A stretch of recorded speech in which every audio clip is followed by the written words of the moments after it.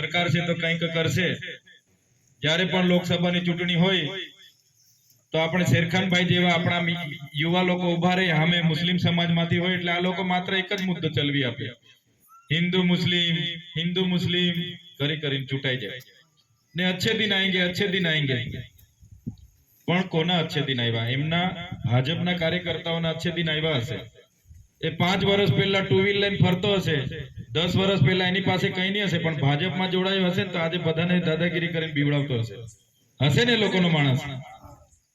આપણા કોઈના અચ્છે દિન આવ્યા નથી. અચ્છે દિન આવશે 2024 બધાના પાકા મકાનો થઈ જશે. ગેરંટીઓ આપી હતી એ લોકોએ ગયા ચૂંટણીમાં. કોઈના હજુ પાકા મકાનો થયા નથી. કિસાનોની આવક ડબલ કરીશું. આજે દવા બિયારણ ખાતરના ભાવ ડબલ થઈ ગયા છે, પણ કિસાનોની આવક ડબલ થઈ નથી. એ લોકોએ મોંઘવારી ઘટાડવાની વાત કરી હતી. સૂત્ર તો બહુ એવું સારું લઈને આવ્યા હતા કે બહુત હુઆ મોંઘવારી કા માર, અબકી બાર મોદી સરકાર, એવું કરીને આવ્યા હતા ને લોકો. આપણને એમ લાગ્યું કે ઓહો આ તો ઉદ્ધાર કરી દેવાના, આપણો આપી દો ચાલો. પણ આજ મોંઘવારી ઓછી કરવા વાળા તમે જોઈ લો, તે વખતે કોંગ્રેસની સરકાર હતી, 450 નો ગેસનો બાટલો આપતા હતા લોકો. ત્યારે અમે સસ્તું કરીશું એમ કરીને આવા વાળા લોકો 1250 નો આજે ગેસનો બાટલો કરીને બેઠા છે. તે વખતે પેટ્રોલનો ભાવ 60 થી 65 રૂપિયા આપણે ભરાવતા હતા. મોંઘવારી ઓછી કરીને આવા વાળા લોકોએ આજે 95 રૂપિયા કરી દીધો છે. ત્યારે આવા જૂઠા લોકો સાથે હવે એમના પર કોઈ ભરોસો કરવાની જરૂર નથી. અમારી યુવા ટીમ છે, અમે ચૂંટણીમાં તમને પીવડાવી દઈશું, મત આપી દેજો, પૈસા આપી દઈશું, મત આપજો, સાડી આપવા આવીશું, મત આપજો, એ કહેવા માટે નથી આવ્યા. પણ અમારી યુવા ટીમ તમારું કામ કરવા માંગીએ છે, તમારા કામ કરવા માંગીએ છે, એટલે કામ અમે કરવાના છે, એટલે તમારે મત અમને આપવાનો છે, એ વાત કહેવા માટે આવ્યા છે. પેલા લોકો જેવા ચૂંટાઈ ગયા પછી 5 વર્ષ ગાયબ થઈ જાય, કોઈ નેતા આવવાનો પણ નથી. એમના લાગતા વળગતાને મોકલી આપશે કે જાઓ કાટિયા મોંમાં જાઓ, આટલા પૈસા આપી દેજો, ખવડાવી દેજો, પીવડાવી દેજો. આવશે સોમી દાદી, ધની દાદી, આમ કરવાનું છે, આમ કરવાનું છે, બધા હગવાડ લઈને આવશે, નાતરા લઈને આવશે. આવે છે ને બધા નવી હો વાળી કાઢશે. અહીંયા ઘરે ઘરે દરવાજા ખખડાવે કે લો 100 રૂપિયા લઈ લો, જાણે ઉદ્ધાર કરતા હોય એવા આપશે. પણ કહેવાનું ભાઈ 100 રૂપિયામાં કઈ આવતું નથી, મોંઘવારી વધી ગઈ છે ને. 500 રૂપિયા લઈ લેજો, પણ મત તમારે આ વખતે આપણા ઝાડુના નિશાન પર આપવાનો છે.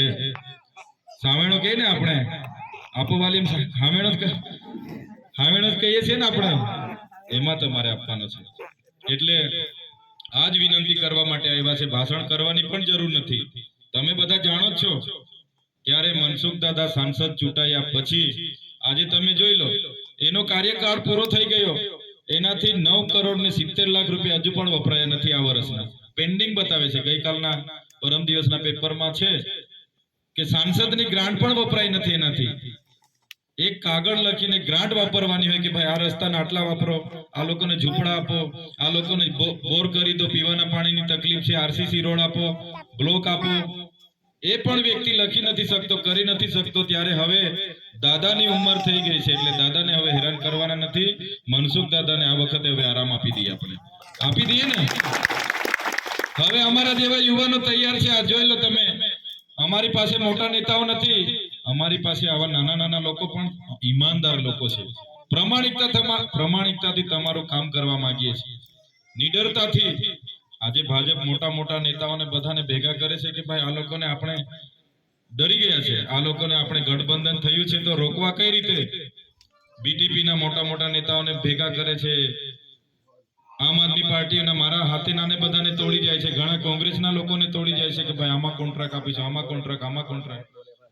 પણ અમારે મોટા લોકોની જરૂર નથી. તમારા જેવા નાના લોકો, તમારા જેવા ઈમાનદાર લોકો અમારી સાથે છે, એટલે જ તમારી વચ્ચે કહેવા માંગીએ છીએ, આપણે બધા સાથે મળીને ચૂંટણી લડીશું તો આ વખતે ભરૂચ લોકસભા જીતીશું ને જીતીશું. ત્યારે સમય ઘણો થયો છે, તમે પણ ઘણા ટાઈમથી રાહ જોતા હતા, એટલે વધારે નથી કહેતા. પણ આ 17 તારીખે અમે બધા નેત્રંગ ભેગા થઈને ફોર્મ ભરવા માટે જવાના છે. તો તો આપણા ગામના પણ વડીલો માતા બહેનો બધા આશીર્વાદ આપવા માટે એક દિવસ અમારી સાથે આવે, આપણા યુવાન મિત્રો પણ બધા અમારી સાથે જોડાય એ વિનંતી કરીએ છીએ. આ 17 તારીખે જ આપણે ફોર્મ ભરવા જવાનું છે. સાથે સાથે 7મી મેના રોજ લોકશાહીનો ઉત્સવ એટલે કે લોકસભાની ચૂંટણી છે.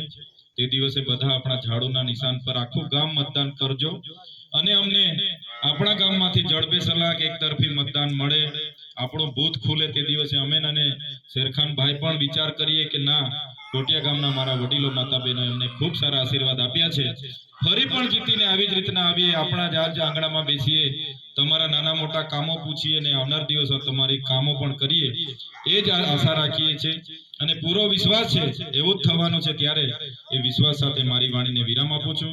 તમે બધા ટૂંક જ સમયમાં જાણ કરી, તમે વડીલો, યુવાનો, માતા બહેનો, ગામ નાનું છે છતાં બધા હાજર રહ્યા છો, ત્યારે બધાનો આભાર માની વિરમું છું. ખૂબ ખૂબ આભાર, ધન્યવાદ.